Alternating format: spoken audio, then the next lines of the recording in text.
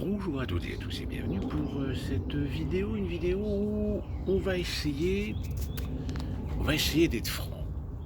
Bah oui, parce qu'il y a un moment donné où les beaux discours, la complaisance, l'hypocrisie, les partis pris, les conflits d'intérêts font parfois que les discours qu'on entend, que ce soit à la fois sur les réseaux sociaux, de la part de certaines personnes qui parfois sont hyper convaincus, ou de nos experts de plateau télé, ou de même nos politiciens.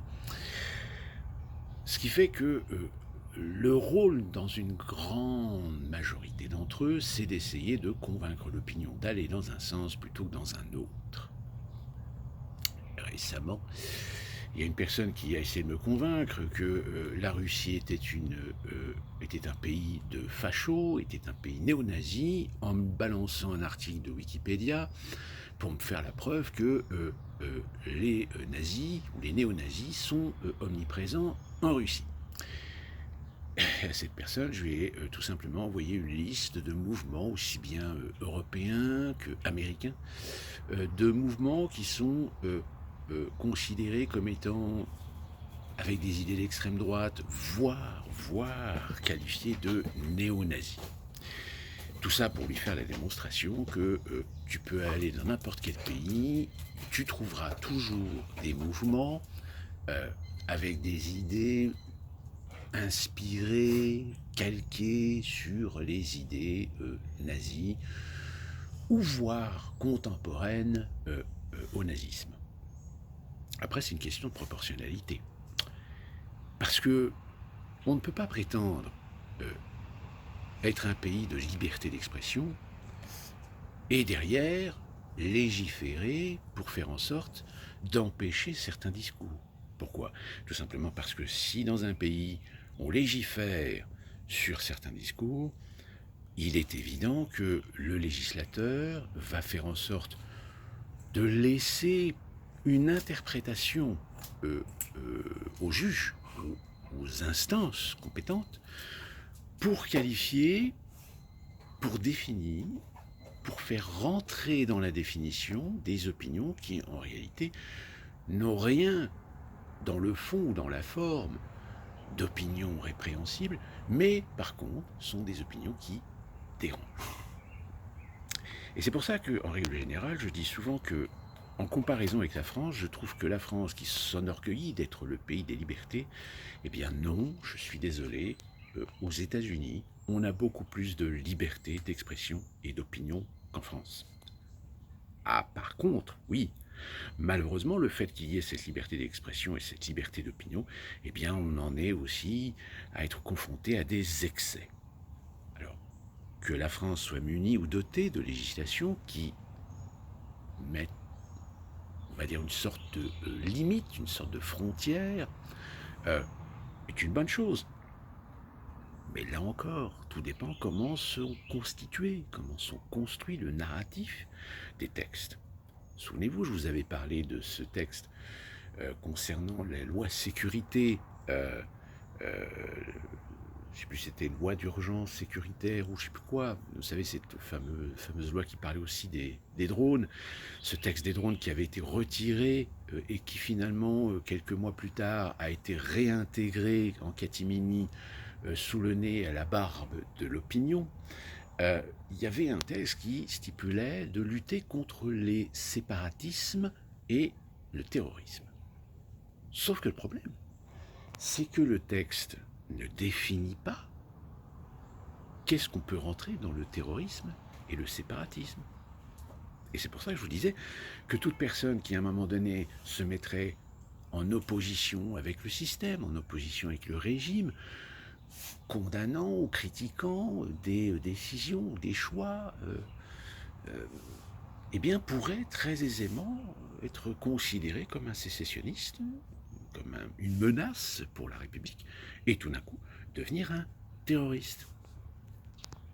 C'est ce qu'on a pu voir parfois dans certaines intentions vis-à-vis, par exemple, des Gilets jaunes. on a considéré que les actions des Gilets jaunes qui agissaient sans autorisation de manifester, sans autorisation de regroupement dans l'espace public, parce que oui, je rappelle, en France, vous ne pouvez pas créer un rassemblement sans une autorisation préfectorale.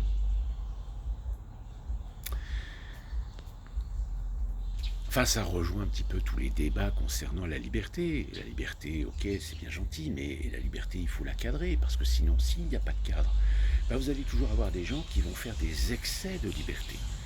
Et d'ailleurs, c'est un petit peu le cas et un petit peu le problème qu'on peut trouver aux États-Unis. La liberté existe à partir du moment où on peut la considérer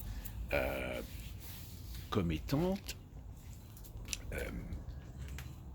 comment dire, étant un acquis dans le système, en comptant sur le fait de l'éducation des individus par la scolarité, par l'enseignement, etc., pour ensuite acquérir les bases et les fondements même d'une vie en société, d'une vie en collectivité, qui permettrait justement de pouvoir jouir de ces libertés tout en ayant la garantie que chaque individu, que chaque citoyen est conscient de ce à quoi il a le droit de faire, que ce soit dans l'espace, enfin, de faire la part des choses entre l'espace public et l'espace privé. Sauf que malheureusement, on sera toujours confronté à des gens qui ne sont pas d'accord avec le principe. Pourquoi ? Parce que ça nuit leurs intérêts. Ça nuit leurs intérêts de conditionner ou d'essayer de manipuler l'opinion. Et là, force est de constater qu'il y a aujourd'hui énormément de sujets sur lesquels ces gens agissent. Que ce soit la guerre entre la Russie et l'Ukraine, dont d'ailleurs, ce qui est assez amusant, certains oublient qu'aucun des deux pays ne s'est déclaré la guerre, pour l'instant, que ce soit aussi sur l'affaire de Gaza et d'Israël, et que finalement, ce qui serait assez cocasse, c'est que si une personnalité comme Dieudonné, par exemple, si Dieudonné aujourd'hui devait faire ce sketch qu'il avait fait dans l'émission de Fogiel, et qui lui a valu toutes les foudres à l'époque, c'était il y a quoi, 12-15 ans, eh bien aujourd'hui ça passerait. Ça passerait pourquoi ? Parce que Dieudonné serait soutenu par des gens de gauche. Donc ça veut dire, on révèle l'influence, on révèle la présence idéologique dans des institutions, dans des coulisses. Je rappelle que l'Union européenne est dotée de ce qu'on appelle le Conseil juif européen. Il n'est pas anodin. Il existe.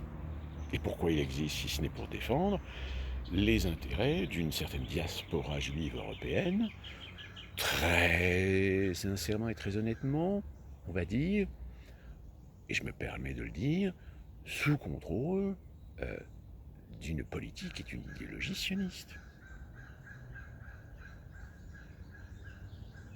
Alors ce que je vous dis là, évidemment, je peux me permettre de le dire, parce que si ma chaîne vient d'atteindre les 500, et aujourd'hui je crois que vous êtes 503, je n'ai pas de visibilité, je ne me suis pas monétisé, donc je peux me permettre de le dire.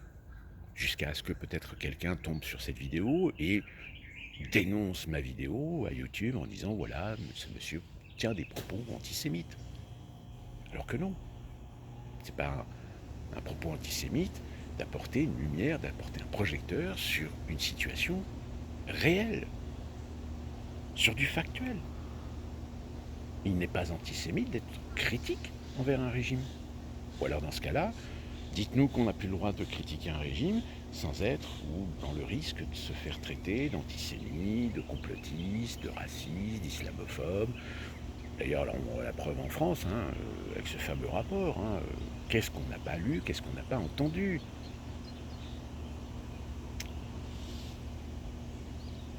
Sauf que malheureusement, la situation est l'empire. Pourquoi ? Parce que au sein des lieux, des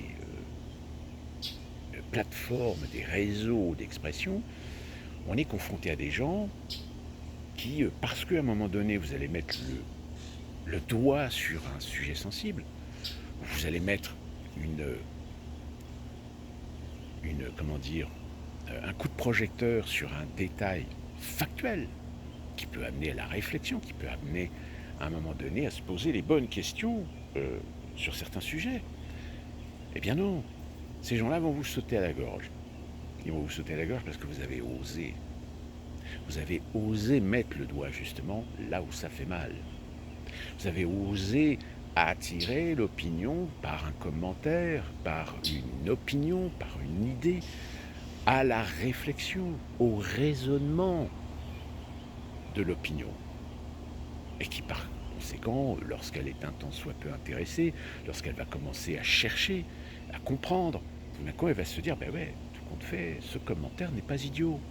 Ce commentaire a de l'intérêt à la compréhension de la situation, voire même à la compréhension que les intérêts qu'on nous présente selon humanistes, droits de l'hommistes, souverainistes, etc., en réalité, ce ne sont que des cache-misères pour planquer autre chose, pour planquer des intérêts. Pourquoi l'Occident s'attaque-t-il indéfiniment à la Russie et à Poutine? Je vous l'ai déjà expliqué. Et même, il y a quelque chose qui parfois dérange pas mal de gens, c'est que si même demain on appuie sur le bouton rouge, même si demain il y a une troisième guerre mondiale, à votre avis, quel est le pays qui va réussir à s'en sortir? Quel est le pays qui est suffisamment grand, qui a suffisamment de ressources pour se reconstruire? Alors peut-être difficilement parce que c'est un pays qui a une démographie plutôt faible par rapport à sa taille, mais néanmoins, ce sera un pays qui, sans nul doute, survivra. Ça, je vous laisse trouver la réponse à cette question. Donc soyez prudents parce que vous avez des rageux aujourd'hui qui sont en train de tout faire pour essayer de vous faire culpabiliser de penser, ou d'imaginer de penser, ou d'adopter un point de vue ou une critique, quelle qu'elle soit, à partir du moment où elle est constructive, parce que l'étau se resserre. Cet étau, d'ailleurs, qui aujourd'hui commence à amener des discours assez intéressants, comme par exemple, oui, ce qui serait bien, c'est qu'on supprime l'argent liquide, comme ça permettrait de lutter contre le trafic de drogue. Oui, et ça permettrait aussi d'installer le porte-monnaie numérique, ça permettra aux banques d'avoir le contrôle absolu sur vos comptes, et ça permettra à l'autorité d'avoir une sorte de levier sur vous. Parce qu'à partir du moment où on a un levier sur vos finances, sur votre argent, ben on a un levier sur votre opiniâtreté, sur votre condition.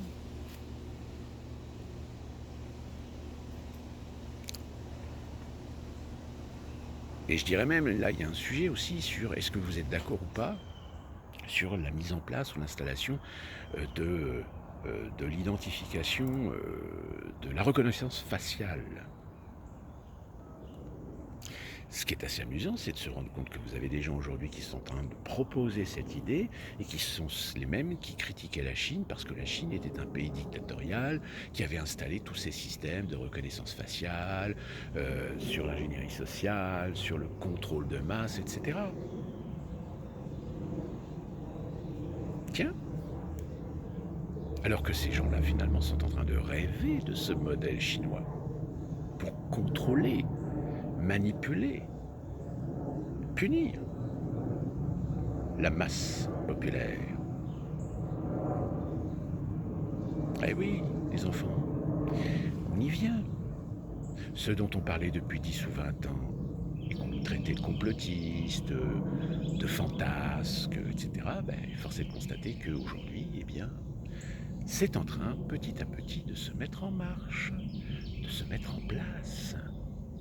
Et puis le jour où vous allez vous en rendre compte, eh bien, il sera trop tard. Parce que le jour où vous allez vous en rendre compte, c'est le jour où on utilisera ces outils contre vous. Parce que vous avez eu l'audace d'être en confrontation avec le système. Et quand je dis le système, c'est pas forcément le système directement, ça peut être des gens qui considèrent que vous avez des idées nocives, réfractaires, et qui n'hésiteront pas à vous balancer, à vous dénoncer, que ce soit par l'intermédiaire des réseaux sociaux ou par des outils officiels. Eh oui, C'est toujours facile de montrer du doigt les autres comme étant des régimes dictatoriaux, fascistes. C'est toujours facile de dénoncer des partis politiques parce qu'ils ont des idées trop populistes, etc. Alors qu'en réalité, petit à petit, consciemment ou inconsciemment, ces gens contribuent à la mise en place d'une certaine forme de totalitarisme. Mais ça, il faut avoir les yeux ouverts pour le voir. Malheureusement, force est de constater que dans les jeunes générations, surtout, pas mal d'entre eux sont déjà biberonnés à certains concepts, à certains principes, et sont complètement aveuglés de ce à quoi ils se croient militer, mais qui en réalité, dans leur militantisme, se cache derrière des volontés, des définitions, des ambitions, dont ils seront les propres victimes un jour ou l'autre. J'espère que ce que je viens de vous dire vous amènera à cette réflexion. Si vous avez des pensées, ou si vous avez peut-être des idées sur lesquelles je vais peut-être passer un petit peu à côté, n'hésitez pas. Faites chatouiller les algorithmes en laissant des commentaires.